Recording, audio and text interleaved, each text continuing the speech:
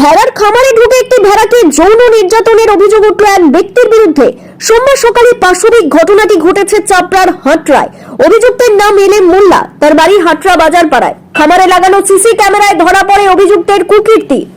স্থানীয় সূত্রে জানা গিয়েছে, হাটরার বাসিন্দা রিঙ্কা মহলদারের হাটরার ডাঙ্গাপাড়ায় ইটভাটার পাশে একটি গবাদি পশুর ফার্ম আছে।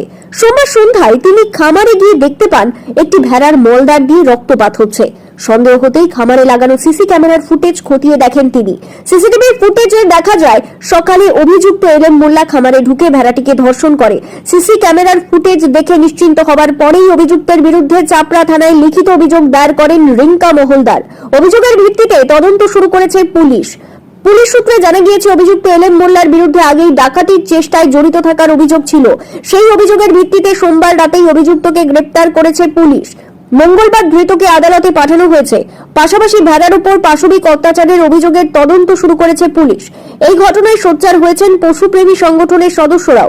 অভিযুক্তের দৃষ্টান্তমূলক শাস্তির দাবি জানিয়েছেন তারা।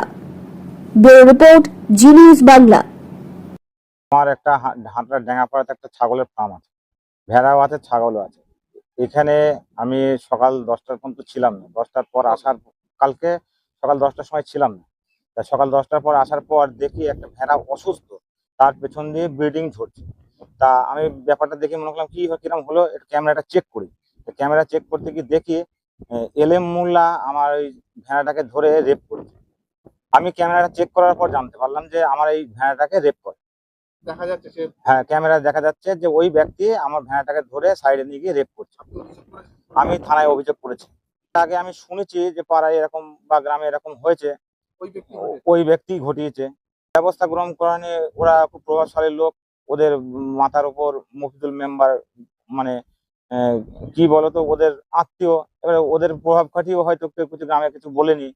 আবার ওনার ভাইপো সাংবাদিক, কিন্তু ওদের প্রভাব খাটিয়ে হয়তো কিছু বলেনি। এখন চাইছি তিনাকে কেস করা হয়েছে, পুলিশ ধরে নিয়ে গেছে।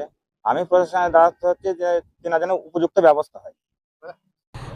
আমরা খবর পেলাম যে চাপড়ার হাটরার একজন এলএম মোল্লা নামক একজন ব্যক্তি একটা মানে মানে সত্যি আমার বলতে অবাক লাগছে যে একটা অসহায় পশুর ওপর এইভাবে কি করে করতে পারে। আমরা পশুদেরকে বলি ওরা নাকি মানে মানুষ কি করে এতটা পাশবিক হয়ে যেতে পারে, আমি অবাক হয়ে যাচ্ছি। তাহলে এই মানুষগুলোকে কি বলা উচিত? এই যে এরকম একটা ঘটনা ঘটিয়ে দিল, আমি তো ভাবতেই পারছি না। আমি চাই এর উপযুক্ত যেন শাস্তি হয়।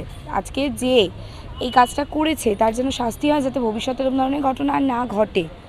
আমি মানে সকলের কাছে রিকোয়েস্ট করব, আইনের ওপর আমার ভরসা আছে, আমরা ভরসা রাখছি আইনের ওপর। এই যে ঘটনাটা হয়েছে, যে অবলা সে তো কিছু বলতে পারলো না, ওর সাথে যেটা হয়ে গেল সেটা ঠিক হলো না। আমরা চাই এর বিচার হোক, উপযুক্ত শাস্তি যেন পায় দোষী, ব্যাস এটুকুই।